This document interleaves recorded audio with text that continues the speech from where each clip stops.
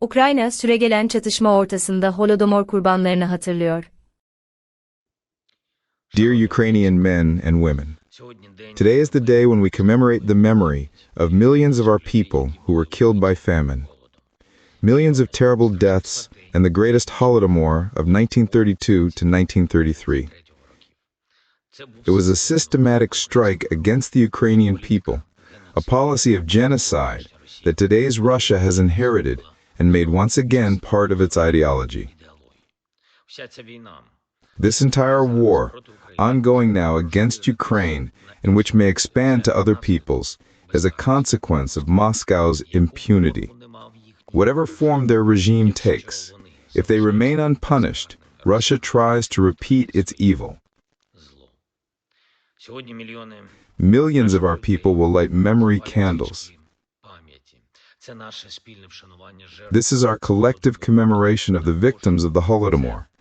But it is also a reminder for all of us, and for everyone in the world, that preserving memory is also an act of defending justice, of defending life, and so that there is no reward in the fight for the destruction of people.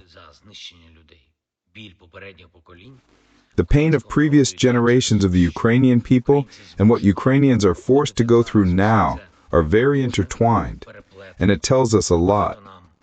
These days, consultations with partners will take place regarding the steps needed to end the war.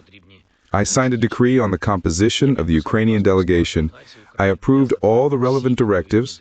Our representatives know how to protect Ukrainian national interests and exactly what is needed to prevent Russia from carrying out a third invasion, another strike on Ukraine.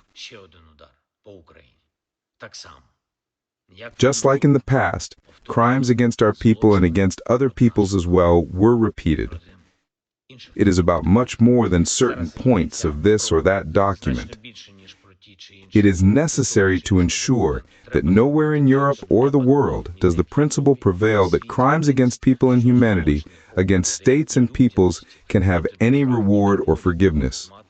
Real peace is always based on guaranteed security and justice.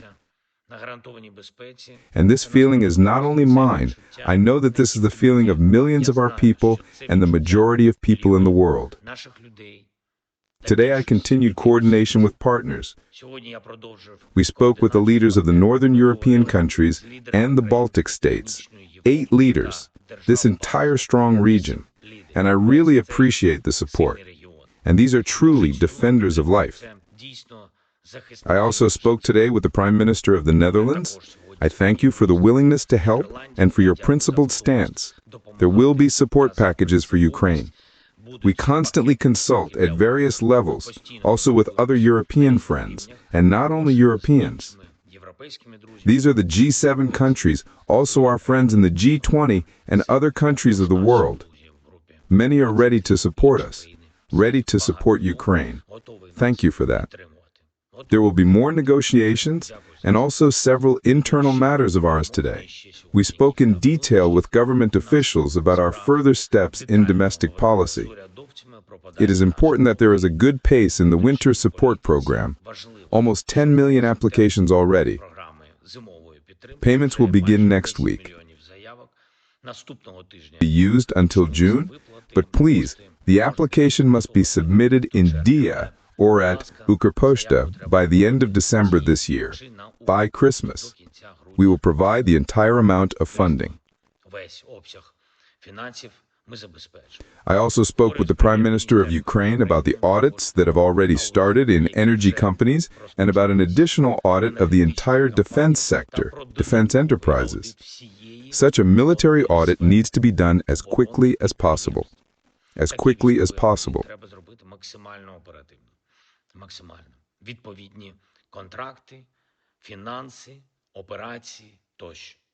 Relevant contracts, finances, operations, etc. I instructed that the results be presented to the public and preferably presented weekly, and that the materials be handed over to law enforcement and anti-corruption agencies. There was a report from the Commander-in-Chief today on the situation at the front, on Russian disinformation operations, their plans. The most difficult is Pokrovsk, the entire direction. significant Russian forces, more than 150,000, who continue the assaults. Every day the biggest attack is right there. This has been going on for months already. And it is important that our warriors, our units, are destroying the occupier. We are conducting counter-offensive actions also on the border between Dnipro and Donetsky region. We are defending the positions of Kharkiv region. We are defending the positions of Zaporizhia. It is not easy there. The Oryahik direction, Hulyapol, we are doing everything to stabilize the situation. I thank everyone for their resilience. To everyone from Ukraine, glory to Ukraine.